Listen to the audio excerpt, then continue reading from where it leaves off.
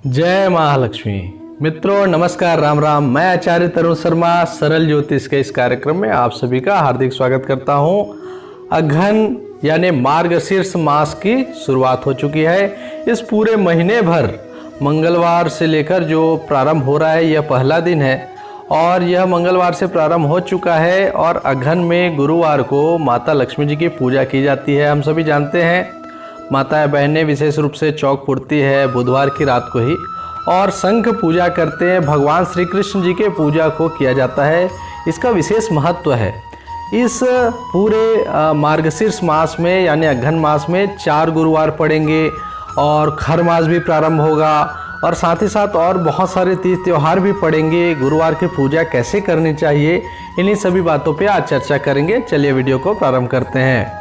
और क्योंकि ये अघन मास माता लक्ष्मी जी का विशेष है, माता लक्ष्मी जी के भाई जो है शंख जिनकी पूजा की जाती है और कृष्ण जी का विशेष पूरा उन्हीं का ही मास समर्पित है, इसलिए प्रतिदिन दीप दान के साथ साथ माता लक्ष्मी जी की पूजा करने ही चाहिए।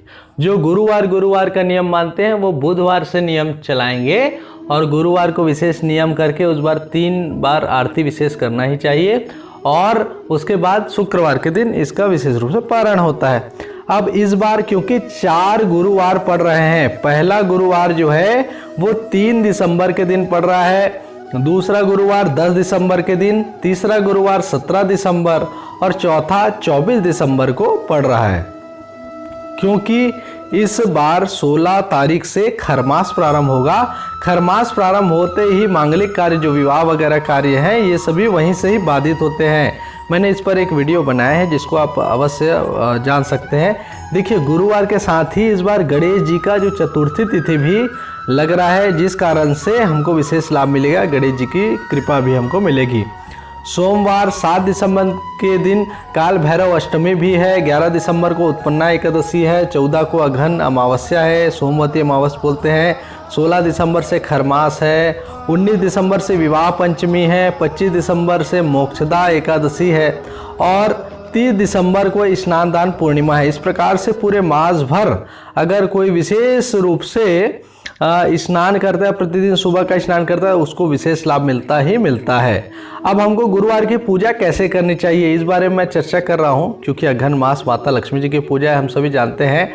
माता लक्ष्मी जी को कमल गट्टे की माला विशेष पसंद है, कमल का पुष्प विशेष पसंद है। उनका प्रिय जो रंग है वो विशेष रूप से लाल रंग माना गया है। तो वैसे लाल पुष्प, लाल चुनरी, लाल चीज़ों को माता को चढ़ाना चाहिए।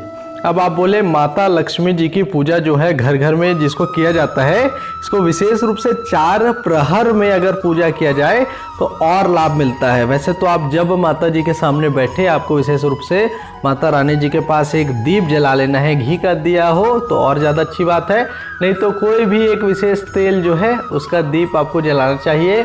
माता लक्ष्मी जी में रुई की बाती न जला करके लाल धागे की या मौली धागा के लाल भाग को लेकर के दिया जलाए तो विशेष लाभ मिलेगा। कुछ विशेष उपाय पर भी वीडियो हमारे और आने वाले हैं, उसको आप अवश्य देखेंगे। गुरुवार के पूजा की तैयारी हमको बुधवार के शाम से करते हैं और रात को ही बुधवार की रात को ही शाम के समय ही चौक पूर कर घर को विशेष रूप से हम सजाते हैं। आप फोटो में भी देख सकते हैं। घर के मुख्य द्वार से लेकर के आंगन, पूजा स्थल, रंगोली में चावल आटे से विशेष रूप से अल्पना बनाई जाती है, जिसमें माता लक्ष्मी जी के चरण चिन्ह भी बनाए जाते हैं। माता लक्ष्मी जी से विनती की जाती है कि संध्या में ही विशेष रूप से हे माता रानी आप हमारे घर में प्रवेश करें। उनको पूरा दिशा दिखाया जाता है। बाहर से माता रानी का जो चौक बनता है वो लगातार हमारे घर की ओर आता है।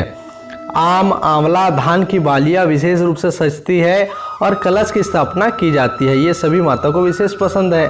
तो साथ ही कंद भी माता को बहुत पसंद है। ब्रह्म मुहूर्त से लेकर के 4 पहर तक विशेष पूजन करना चाहिए। ब्रह्म मुहूर्त से लेकर के आगे चल करके हम देखते हैं कि लगातार हमको दोपहर के बाद आगे इस प्रकार से लगातार दोपहर तो दोपहर हो गया, उसके बाद सूर्यास्त तक और दोपहर मिल करके 4 पहर तक पूजा होता है और अंतिम में दीप दान करते हैं। इस प्रकार से माता रानी की पूजा अगर हम करते तो हमको विशेष लाभ मिलता है। आप सभी माता रानी जी के जो विशेष मंत्र हैं श्री सूक्त, जो मैंने वीडियो का लिंक डिस्क्रिप्शन में भी दे दिया है और ऊपर में भी आप देख सकते हैं, आई लिंक को टच कर लीजिए, जिसमें आप देखेंगे कि श्री सूक्त पंडितों के द्वारा बोला गया है, उसको भी जरूर सुने। साथ ही साथ माता लक्ष्मी जी से जुड़े हुए जितने भी सवाल हैं आप कमेंट में कर सकते हैं। आपको माता रानी जी को प्रसन्न करने के लिए एक छोटा सा उपाय बता रहा हूँ, उसको जरूर करना चाहिए।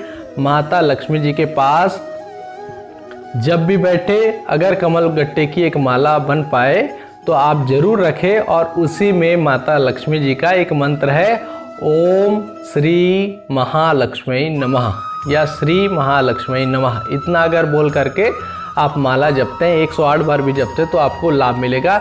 इसको जब भी जपे तो नीचे लाल आसन रहे, वस्त्र भी आपका लाल रहे, साड़ी या जो भी पहन के आप बैठते हैं तो लाल रंग की प्रधानता, इससे माता लक्ष्मी आपके घर पर स्थिर हो जाती है। ऐसा आप करें तो दीप जरूर जलना चाहिए। साथ ही साथ उत्तर की ओर मुख करके बैठे तो धन का आगमन आपका बहुत ही आसान हो जाता है। ऐसा उपाय आपको जरूर करना चाहिए। और कुछ विशेष उपाय पर और वीडियो आएंगे।